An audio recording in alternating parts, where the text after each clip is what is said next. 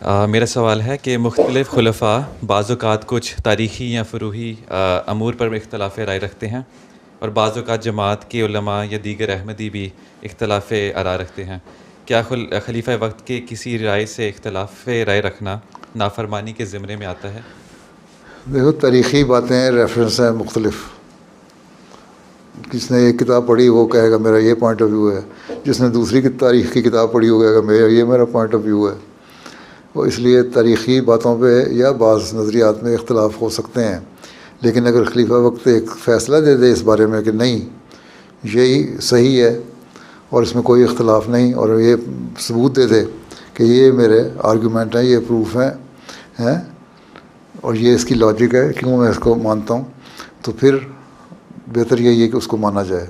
اب کل ہی میں نے خطبے میں مختلف بیان دیے ہیں نا، میں نے ایک پوائنٹ آف ویو بیان کر دیا، پھر اس کو میں نے کہا یہ ایک پوائنٹ آف ویو ہے جس کو اتنی تاریخی کتابوں نے لکھا ہوا ہے، لیکن میں اس کو نہیں ماننے کو دماغ تیار ہوتا، کیونکہ آن وسلم سے یہ ایکسپیکٹ نہیں کیا سکتا ایسا بھی وہ کریں گے.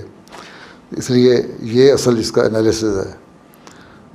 تو اگر اس کو پروف ہے کسی کے پاس تو دے، اور اگر کسی کے پاس رائے ہے تو وہ خلیفہ وقت کو لکھ کے دے، بجائے اس کے کہ جماعت نہ پھیلانے کے کہ میری یہ رائے ہے اور خلیفہ وقت نے غلط کہا. اس سے فتنہ پیدا ہوتا ہے. وہ لکھے خلیفہ وقت کو یہ میری رائے ہے اور یہ میرے ثبوت ہیں. اگر وہ کہے کہ ہاں تمہاری رائے ٹھیک ہے اور یہ بھی پوائنٹ آف ویو ہو سکتا ہے دین از ویل اینڈ گڈ. اگر نہیں کہے کہ نہیں تم نے غلط کہا ہے، اس کی یہ دلیل ہے میرے پاس، تو پھر خاموشی سے اس کو مان لو. حضرت مرزا بشیر احمد صاحب بڑے اچھے ہسٹورین تھے اور عالم بھی تھے، حضرت مسیح علیہ السلام کے بیٹے بھی تھے.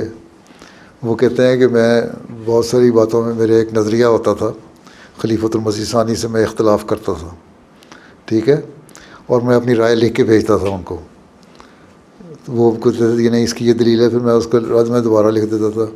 تیسری دفعہ وہ لکھ دیتا تھا کہ نہیں یہ میری رائے ہے اور تمہاری کوئی رائے ماننے کے قابل نہیں. تو کہتے ہیں میں اس کے بعد اپنے دماغ سے اپنی رائے کو بالکل نکال دیتا تھا اور میں کہتا تھا جو خلیفۃ المسیح کی رائے وہی رائے میری ہے.